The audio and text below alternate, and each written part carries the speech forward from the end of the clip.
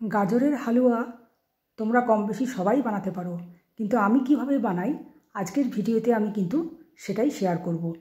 রাধে রাধে বন্ধুরা, ইন্ডিয়া মণিপুর থেকে গুবলুর পরিবারের আরেকটি নতুন ভিডিওতে তোমাদের সকলকে স্বাগত।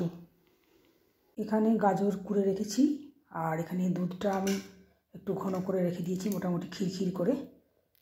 এখানে আমি কড়াই বসিয়ে দিয়েছি আর এর মধ্যে আমি একটু দিয়ে দিচ্ছি ঘরের তৈরি ঘি। তো ঘিটা গরম হয়ে গেছে, এখন আমি গাজরটা দিয়ে দিচ্ছি এর মধ্যে। গাজরটা একটু ভেজে নিতে হবে, নাহলে গাজরের কাঁচা কাঁচা গন্ধটা যাবে না। তো বুঝতেই পারছো আজকে আমি কী বানাবো। তো আমি গাজরের হালুয়া বানাচ্ছি আমি আমার নিজের মতো করে। তোমরা নিজেরাও যে যার মতো করে বানাও, তো এটা আমি আমার নিজের মতো করে বানাচ্ছি। তো এটাকে ভালো করে ভেজে নিচ্ছি। আর আমি কিন্তু এটা মিষ্টি জিনিস হলেও এর মধ্যে কিন্তু আমি একটু নুন দিই, তাতে টেস্টটা আমার মনে হয় ব্যালেন্স হয়। তোমরা কারা দাও আমি জানি না। গাজরটা এখানে ভাজার পরে কিন্তু অনেকটাই কমে গেছে। এখানে দুধটা আমি বসিয়ে দিয়েছি গরম করতে। তো এর মধ্যে আমি একটু আমুল দুধ দিয়ে এটাকে আরেকটু ঘন করে নেব। আমুল দুধ নয়, এটা অ্যাকচুয়ালি যাই হোক গুঁড়ো দুধ দিয়ে আমি এটাকে আরেকটু ঘন করে নিচ্ছি। তো দুধটা আমি এর মধ্যে গুলে নিয়েছি, গুঁড়ো দুধটা। তো এখন আমি এর মধ্যে গাজরটা কিন্তু দিয়ে দেবো। তো গাজরটা আমি এখন এর মধ্যে দিয়ে দিচ্ছি। তো দেখো আমি গাজরটা কিন্তু এখানে পুরোটাই দিয়ে দিয়েছি। এখন এটাকে আমি একটু রান্না হতে দেব। এদিকে আমি আটা মেখে নিয়েছি।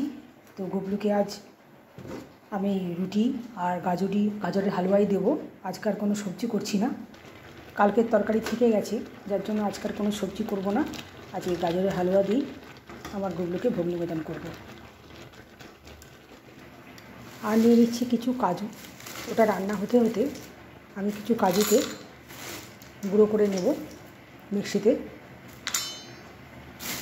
এটা আমি হালুয়ার মধ্যে দেবো লাস্টে। তো কাজু বাদামটা আমার গুঁড়ো করা হয়ে গেছে, একটু দানা দানাই রেখেছি আমি। আর এখানে নলেন গুড়, এটা আমি দেবো। তো ফ্রিজে ছিল যার জন্য এটা শক্ত হয়ে গেছে। তো এটা এখন আমি এই গাজরের হালুয়ার মধ্যে ঢেলে দিলাম।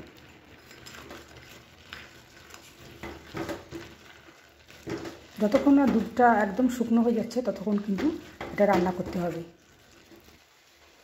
তো দেখো দুধটা কিন্তু মোটামুটি শুকিয়ে গেছে। এখন কিন্তু আমি কাজু গুঁড়োটা দিয়ে দিচ্ছি এর মধ্যে। তো এটা এখন ভালোভাবে মিশিয়ে নেব।